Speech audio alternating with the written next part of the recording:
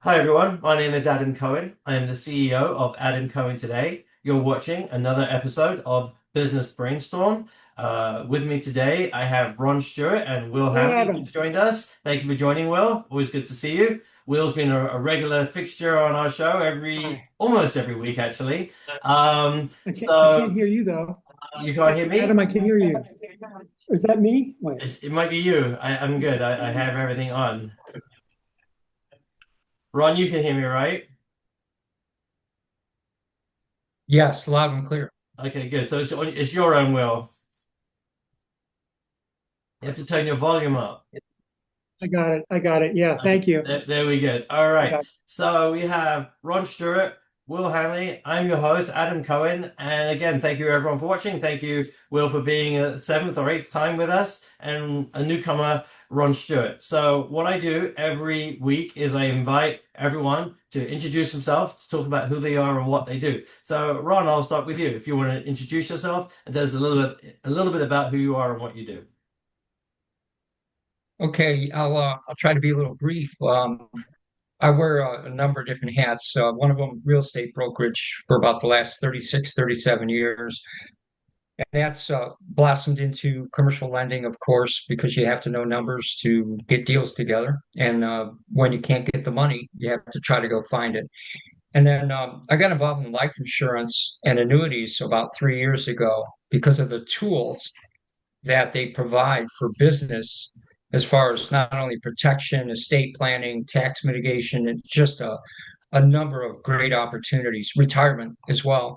And so, I've added that to the toolbox, and I work with solar and some power plants, which is a new focus because I've been working on data centers around the country, different sites for different developers to put together, and everybody needs power. You can't always get it from the infrastructure. So we're working on a system that you can plug and play a power plant on a 10-acre footprint, grow it out to 50 acres, and go from 20 megawatts to a gigawatt. So I'll start with that. And Huh. that could open up the box of a lot of questions. Okay. Okay. So Will, do you want to introduce yourself and a little bit about what you do? Sure. I've been involved with something called neuro linguistic programming for about 40 years. And we've taken that system and put it into business. So I have a program that's 8 weeks long where we train founders to create a business, and we cover everything. We have a huge business model that we do that with.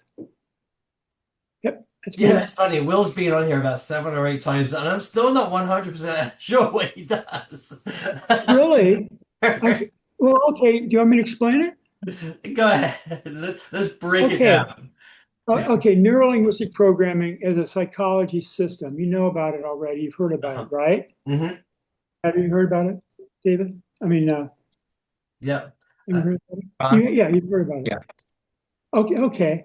So I sure. was Go ahead. involved with it. Huh?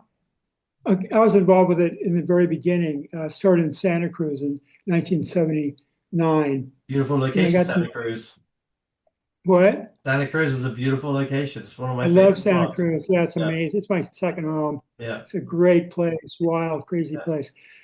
So I got to know the founders Hmm. of neurolinguistic programming, and the system is unbelievable because what it does is it goes into the subconscious and it finds out what a person's belief systems are, what is underneath their normal personality, and then they we've taken that system. It's really involved.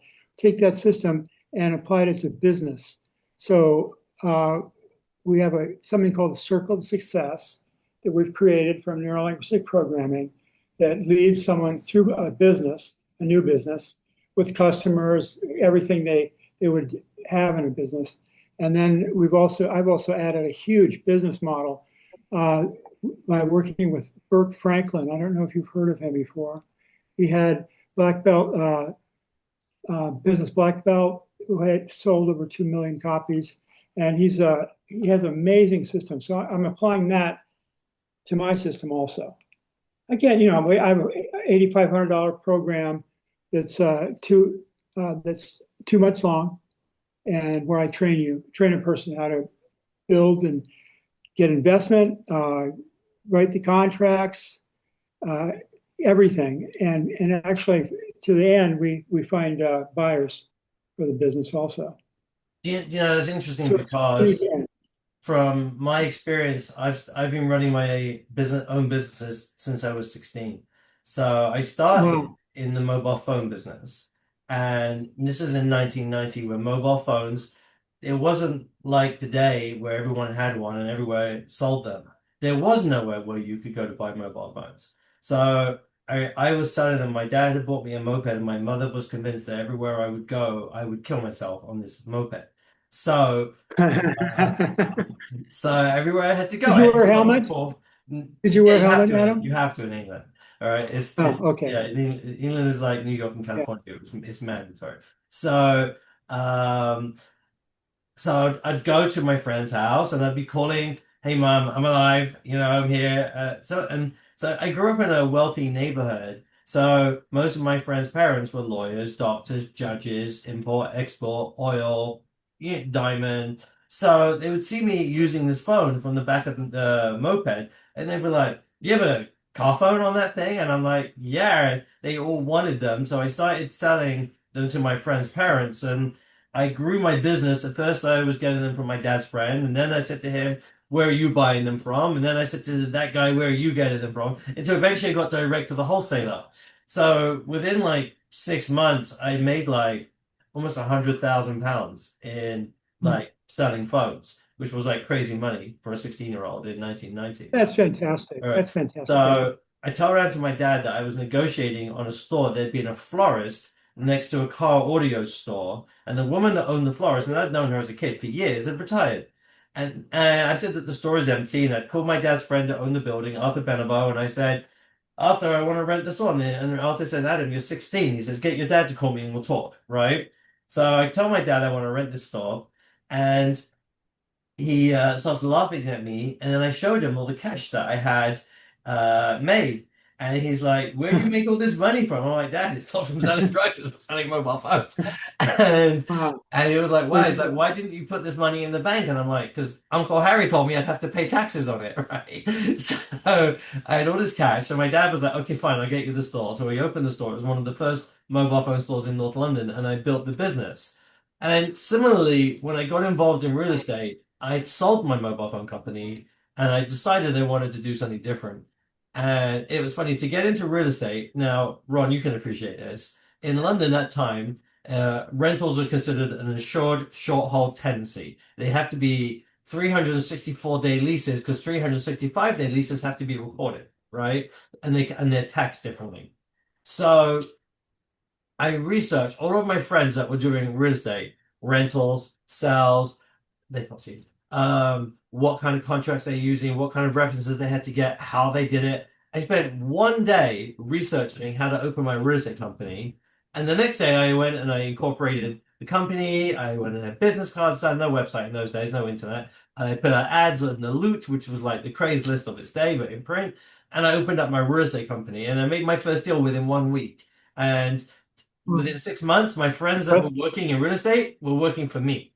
So Huh. it was like, and they were lost, like learning from me. I taught them more than they had learned in the whole time that they've been doing it on their own.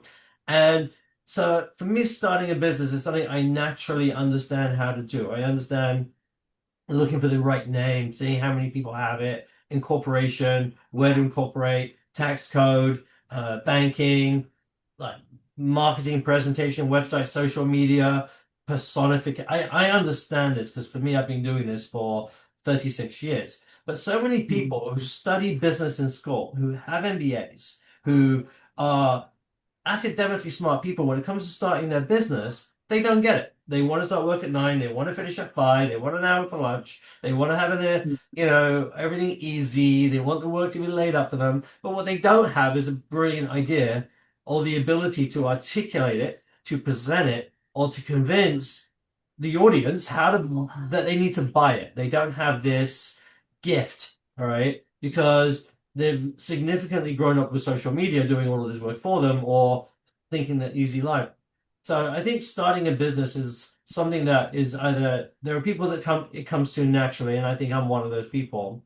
And I think Mhm. there are people who need a lot of guidance. And I always feel that someone who needs a lot of guidance shouldn't be the captain of the ship because and it doesn't matter whether you like Kamala Harris or Donald Trump. One of the reasons why people voted for Trump over Kamala, and the same for John Kerry back in the day, was people would say, what is your plan for this? And whether you like the plan or you don't like the plan, you want to hear that they have one.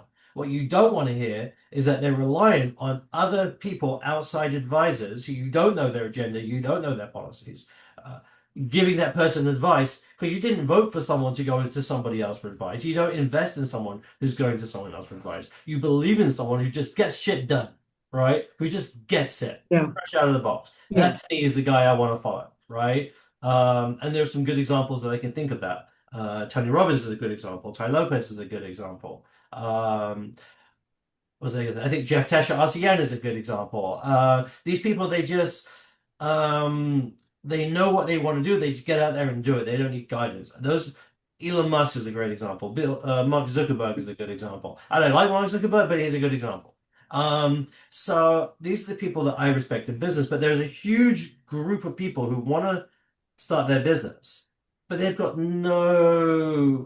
they just want to follow the playbook, but the playbook only works when you're in school. Once you get out into the real world and you go to Chicago, where you have the sharpest people you will ever meet, right, Ron? The sharpest. Like when you do business in Chicago, you count your fingers after you shake their hand just to make sure they're still there, right? People from the Midwest are sharp, razor blade sharp. People from New York, equally sharp. People from the rest of the country, it's easy.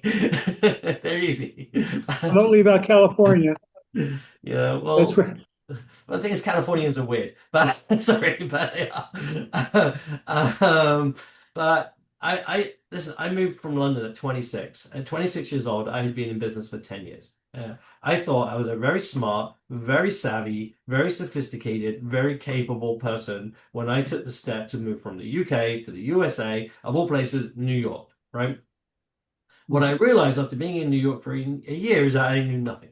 All right. And after spending 10 years in New York, I had the best of the English background and the American background. Those two resources together made me a very professionally strong, powerful business person because I learned from the two best coaches. Let's not forget the third one, which is incredibly important.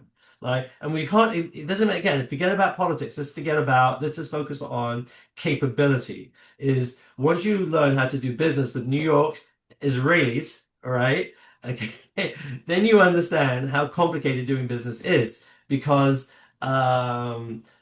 some of these people are brilliantly minded business people, and until you've gone head to head with them, whether you win or lose, you understand the brilliance that they bring to the table as far as their ability to understand and execute from problem to solution quickly and efficiently. And I respect that. I respect it a lot. So, talking about Will's business model about guiding people into startups. They need that Mhm. because the young generation today, they want everything handed to them. And like, Will, you look like you're about what, 35 or 36 years old.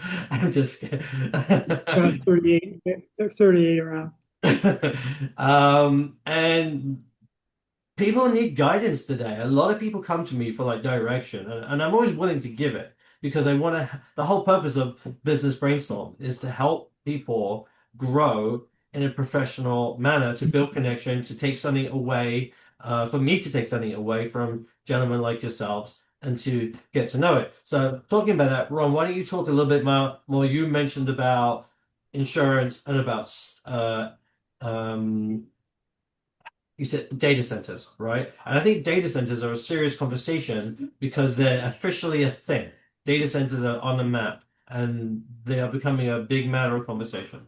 And John, thank you for joining us. Yeah, Ron, I was gonna say, Ron, can I ask you a question? Yes, Have you mapped out in any way what kind of energy we're going to be needing for these data centers 5 or 10 years down the road? How much energy is going to have to be produced? a lot. It's going to be a sliding scale. I mean, everything is different. It really depends on the manufacturer and the production of the equipment that you're using. So when you're compacting hundreds of millions of bits of information into a smaller and smaller chip, Yeah.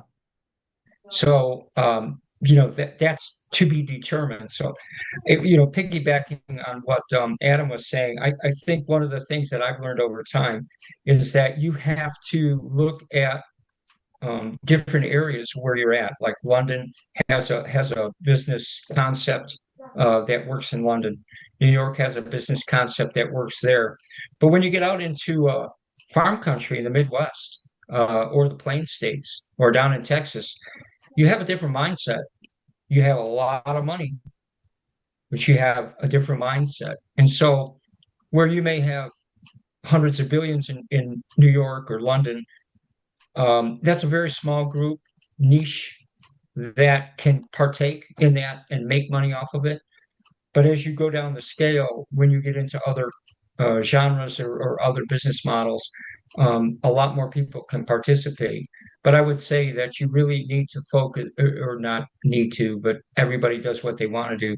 But you have to realize that different people look at business differently. And so you have, like they say in the US, the flyover states. Well, those flyover states control a lot of wealth and they control a lot of power. And I think at the end of the day is if you allow yourself to learn and grow and understand the different mentalities that move that power, and each individual has, like Adam has a certain thing that he feels comfortable with and he likes to work with, and Will, you like to work with different things, and I do as well. We just have to be cognizant of the fact that in order to grow ourselves, we have to learn a little bit about other things, but then we have to work best with what we work best in. As much as we want to do a lot of things. Sometimes the people that are most successful, some people focus on a real small niche thing and they're content. Other people like myself, I am more broad. I work with a number of different things.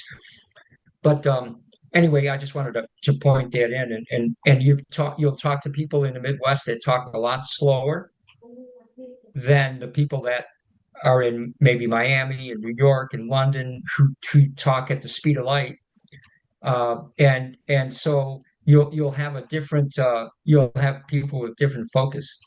So having injected that, coming to data centers, and they're not the end all be all, but they are kind of right now in some things.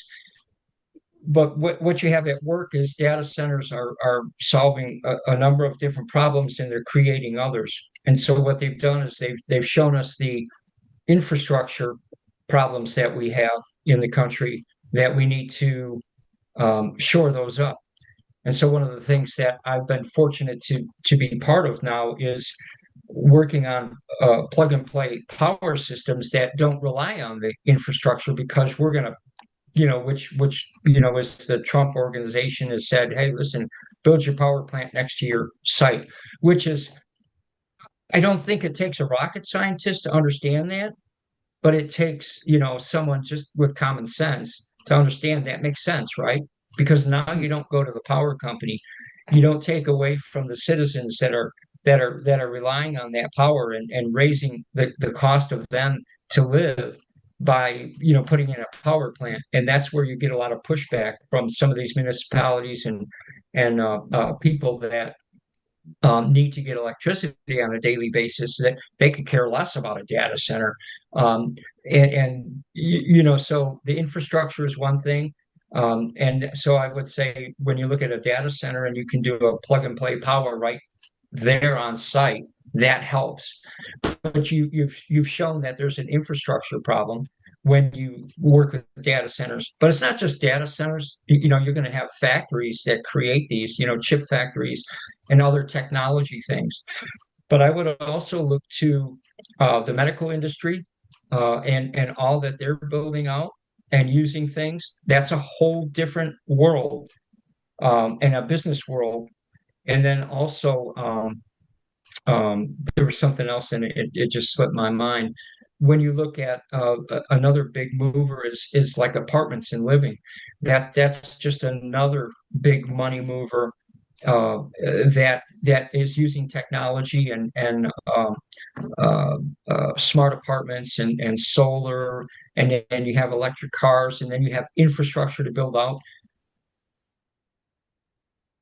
There's a whole lot um, that's in there from a business perspective that you can pick up on. And there's a lot of money to be made in all those areas. And they all have different infrastructures. They all have different business models, but they all do the same thing. They have needs, they have profit margins, and so forth. So anyway, I know I said a lot there. It's I really okay. appreciate it. That's It's really okay. It was all fascinating. good input. All good input.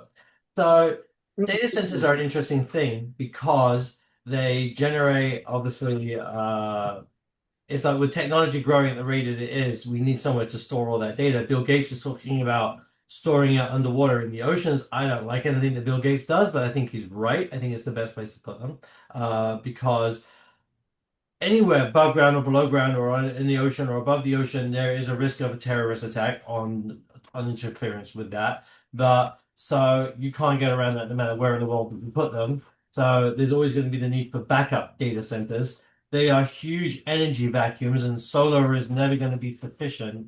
And they've dropped their war on the world with all this energy and oil and whatnot because they need it for data centers. So all of the conflicts that are going on around the world regarding pollution, air quality, there seems to be every country's got a different theory on it. It's gone a little crazy. I don't think anyone really understands what's going on anymore. I don't think anyone cares anymore.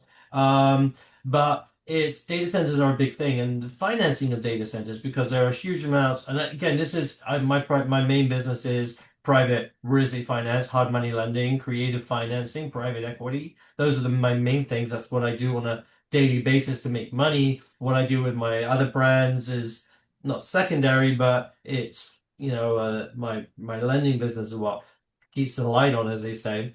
And we're starting to get requests for lending for data centers. And some of my investors are excited about it. Others of our investors are less excited about it.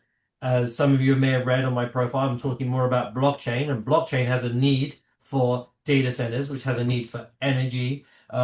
So a lot of these things are interconnected. And I don't think there's any really well explained platform that's providing the light on this. I think it's interesting that it's funny, we have a good group today. We have on the one hand business development, on the other we're talking about energy, real estate, and insurance. It's all have need because if you listen to what we're talking about right now, if you were to ask like the average business person or even kind of like a higher level person, the answer to these questions are missing. Like it's if I wanted to develop and build data centers, where do I start? How would I finance it? Where would I find the people for it? Who's already doing it? What have they done? What did they succeed? Where did they fail? What are the challenges that we've run into? We don't know the answers to any of these questions. All right. Now you, Ron, may know some of the answers. By the way, Ron, I have to ask you, as a Stuart, do you have any heritage to England? Because the Stuarts is a very powerful part of the British history. Actually, I always thought it was Scottish, but my daughter did that research for the history with the DNA and found out it was Irish. Irish. So yeah, I have more of a Irish heritage, and Ah, I didn't know. And it's funny, I've been to Scotland. My first wife was British, and when I was stationed over in Germany, we got married, and so I traveled over to England and Scotland, and I've been in Europe. I lived there for 6 years in Germany. So it's pretty interesting times in being part of the yeah. military at that time. Because the And Stuarts what we go back were to what royal we were images of like the 13 and yeah, 1400s, so I just wanted to yeah, ask if there was yeah. any like hereditary connection because it's just being British, I understand what certain They names didn't leave me mean and any the money. connections that come with it. Just a sidetrack for a second. So, Sure, so sure. Your Highness, just in case if there's any possible No, royal no. connection. connection. Um, so I'm a big fan of British history, by the way. I grew up reading it and studying it from the age of like 8 years old. So for me, it's always interesting. But going back to our point, so I think there's a big gap in knowledge about some of the things we're talking about here from the people that are leading their businesses and people that are doing the data centers. So before we started this conversation, I was asking Mehedi for what today's subject matter would be. And it's kind of irony that he kind of said this, but it kind of talks about what are the primary focus right now? Are we focusing on, in your guys' opinion, and I give you both a chance to answer. And John Lim, if you want to chime in, you may. I don't know if you're listening in there in the background. Um, let's talk about what are our primary focuses right now as far as acquisition, development, partnerships, investor relationships. What type of opportunities do you feel that relative to your business that we're looking at right now? What kind of challenges do you think you might face in accomplishing those goals? And who wants to go first? Let's go. Eeny, meeny, miny, mo. We'll go with Ron. There we go.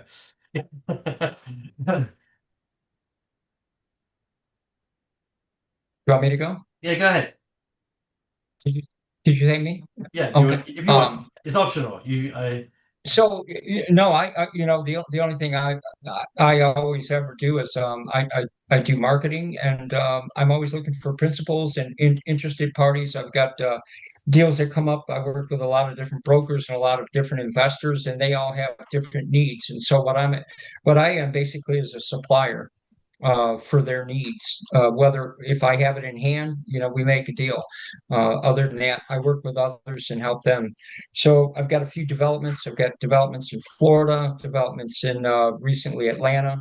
Had one North Carolina. One of my hard money lenders took back some properties and we're reselling it. And all these deals have different nuances. Most of the stuff I work with is off market, so I'm just looking for different principals that want to buy and invest in product. I've got groups that are buying data center sites. Of course, we need to have power there. Until now, in the next few weeks, I should have this plug and play power system that I can offer them, and they've already got 3 or 4 sites that they're ready to look at for that. Um, so that, and the only other thing I can say is that, I try to bring insurance solutions, which most people wouldn't think of as protection for tax mitigation. And, obviously there's a death benefit. I always thought that was the end of insurance, but that just gets you in the insurance club. The things that you can do with it is just amazing. And so I've got a team. I work with advanced planning, whether it's partnerships and things like that, estate planning. There's just a lot of different things that actually even foreign nationals, if you knew foreign nationals that own property in the United States, if anything happened to them, um, they're taxed 40% on anything over 60,000 in net value. So if they have a few $1,000,000, they're looking at a 40% tax rate, and that's where insurance will come and mitigate that. And, I mean, these are just little things that I learned to help people. So that's kind of some of my goals and what I'm working on. All right. Will, to you.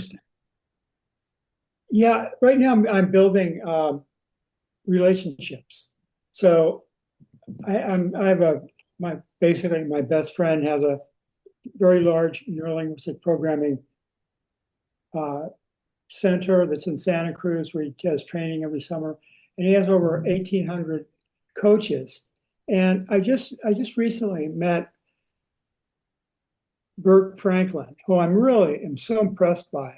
And I'm using his business program, which covers everything from finding investors and basically writing a business plan so that investors would want to invest. What are investors looking for, all the way through to selling the business at the end.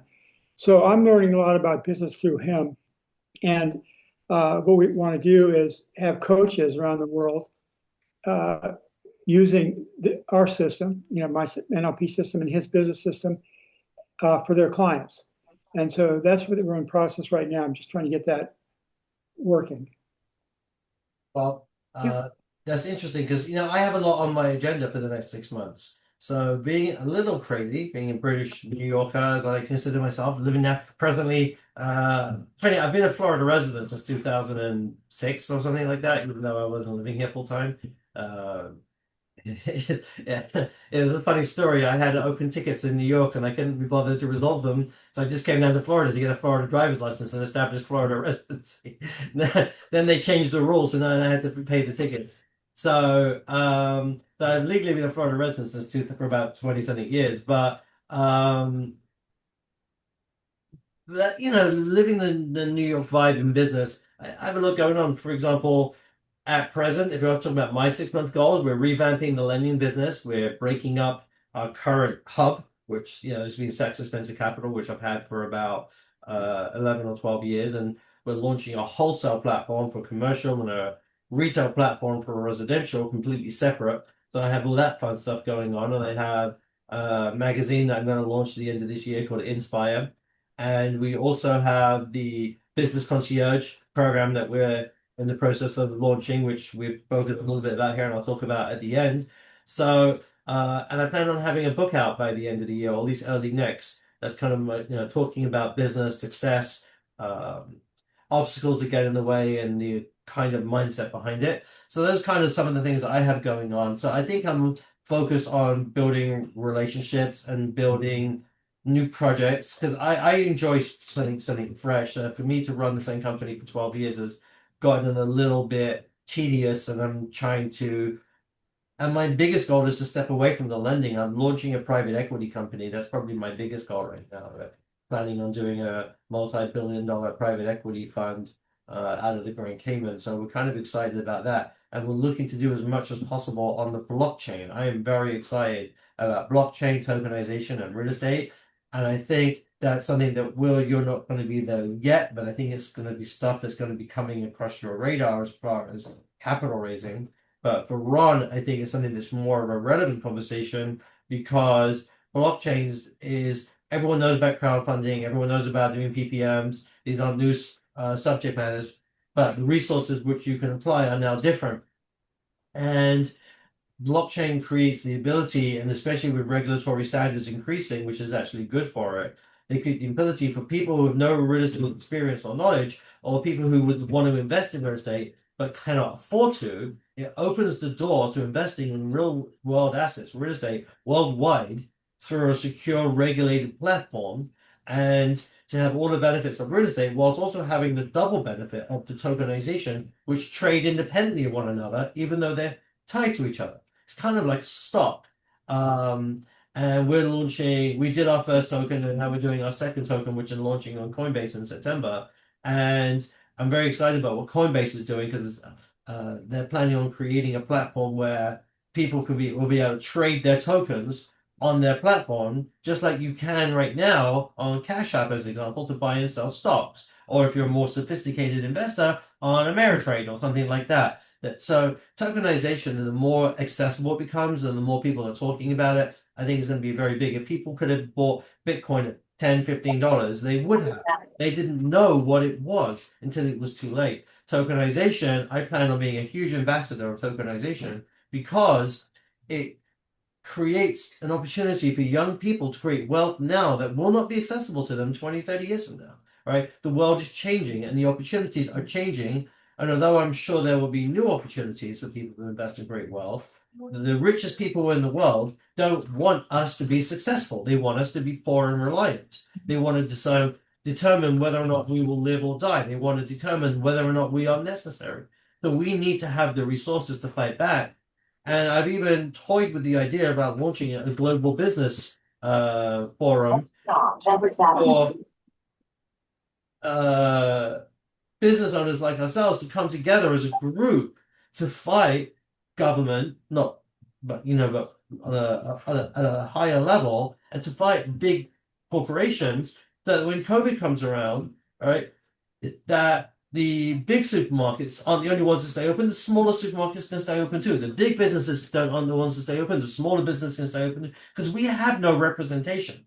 We are the most unrepresented group that exists. We are it's like private business ownership represents 60% of employment in the United States. We are seeing more and more and more small businesses close down. If we continue to see that, then it's going to create a record number of unemployment with an absence of jobs for those people to be filled. Not everyone is going to have the ability to run their own business. If Uber is all going driverless and food delivery is going mechanical and all the jobs are being replaced by AI and machines, what do all these people do? We need to keep them employed and we need to fight for our businesses and our right to exist. So one of my goals over the next 12 months is to launch a community of business owners worldwide that we can have the resources and voice to stand up and say, we are not silent, we are not without a voice, we are not without guidance and without representation, and we will stand up and fight. Sorry, John, what was that?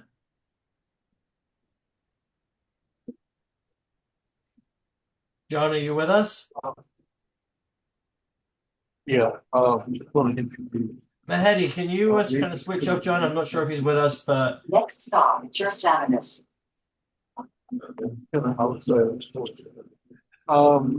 So John, are they basically? Did you hear me? is John talking to us or talking in the background? I think he's talking in the background. Yeah, just want to try to do them out there. Mahedi, can you switch off John, please? So we're just going to try it. I Basically, what I do is just I don't know if that switches him off. I hope it does. All right, I think we've switched him off. Okay, so sorry about that. People don't always I respect. like that idea myself. That's a great idea, and the businesses could probably help struggling businesses or businesses just getting started too. I mean, they could form, give loans. Education, guidance, resources, Yeah. representation, political representation, a voice that stands up for the business community. How many businesses did we see during COVID shut down? Maybe if there was a global community that worked together, just like a Mahedi, can you switch him off, please? All right. I would just say, Adam, Yeah. I would say I like what you're saying. I think the only thing what I found out is most people I'm very heavily involved with blockchain and I'm actually if you want to write down this since you're in Miami, look up Propy PROPY.com. I'm an ambassador for that yeah, Propy title, Propy.com. Mm-hmm. PROPY.com. Look them up. PROPY. You can do token, right? And you can do tokenization. You can do real trading. They have properties that they put on blockchain, title deed, and all that, so that it's secure. So we could talk about that separately offline. But what I was going to say is. People have to, education is the thing. And you can have all this community stuff, but if people don't go and start reading and learning, they have to do it on their own because I can tell you all kinds of things. But if you don't consume it, if you don't put it into practice, if you don't really get it, I mean, that's on you. Everybody learns differently.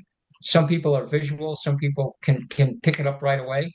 But people have to take that time and educate themselves. It just doesn't happen.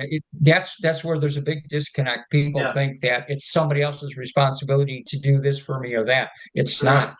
They have to. That's where the entrepreneur sets themselves aside from the rest of the human race that are our followers. There's leaders and followers, and the leaders educate themselves, and that's where we have to do that. But I would say, yeah, you're right on. Blockchain, what it does is when you learn and grow and understand how this stuff works, now you have access to the things that, like what most people didn't have in COVID.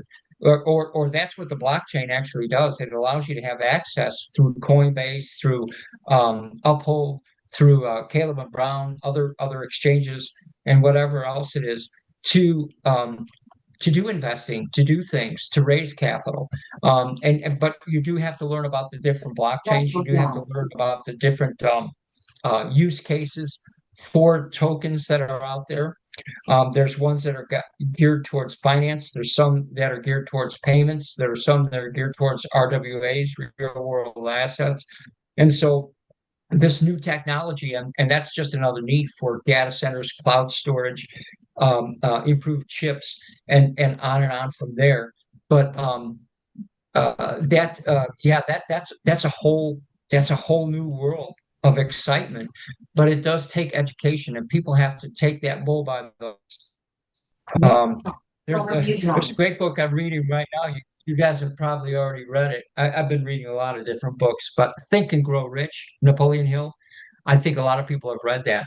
But this was written in 1937, and it's amazing the mentalities that they had, the Carnegies and other people back then that he talks about, that are that you can apply today because it's the same concepts, but education is massive. I was going to say, unfortunately I do have to leave here in a minute or two. I did want to just jump in and say that, and maybe we can get some other things offline, Adam, that and grow the conversations, and I'll let somebody else talk here. Hopefully, John will have something to say. I just I just sent in the messages my phone number and my email for you, Ron. I don't know if you can see that in the message right there. Thank All you. right.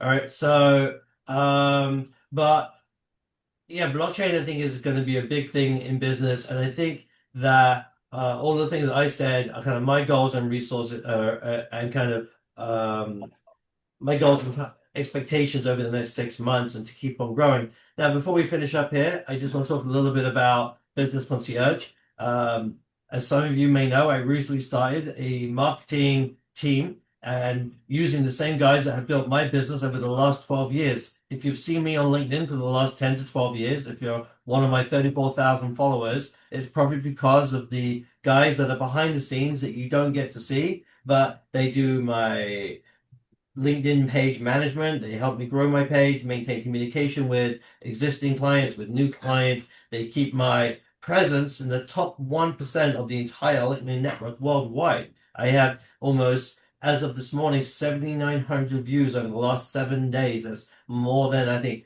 1,200 people a day visiting my LinkedIn page. If you would like us to make you look like an absolute superstar on LinkedIn and enhance your profile and build your connections, then we offer a LinkedIn called LinkedIn Concierge. It's $4.99 a month, and we will do 1,000 messages for you every week. We will grow your profile. Sorry, not every week. Is that 1,000 messages every month? My bad. Sorry, 1,000 messages a month. We will grow your profile, help you do newsletters and ad campaigns and what have you, and really build out your LinkedIn profile to bring in business. It's very effective. It works very well. I've been doing it with the guys for many, many, many years, and now I'm ambassadoring for them to grow that side of the business. If that's something that's of interest from you guys or to the people watching at home, please feel free to reach out to us. We'd love to talk to you about it. We also offer brand management, brand creation, website management, social media management. We could talk about building your presence on the public sector. One of the most important things that I think benefits my business, Will's business, Ron's business, is if no one's hearing us, our message is not getting across. If we are not building our audience, our message is not getting across. I think my message is getting out there. I think that with almost 8,000 people a week visiting my page, people see what I do and they know who I am. And when I walk into a room, everyone's like, Adam, we follow you on LinkedIn, we see your content, they know who I am, they know what I'm about. And that's what marketing is about. If you're not the first person's thought, then you've lost that opportunity. So if we can help you with that, we would love to. Apart from that, I'd like to thank everyone for watching today and thank everyone for joining us. This has been another episode of Business Brainstorm by Adam Cohen today.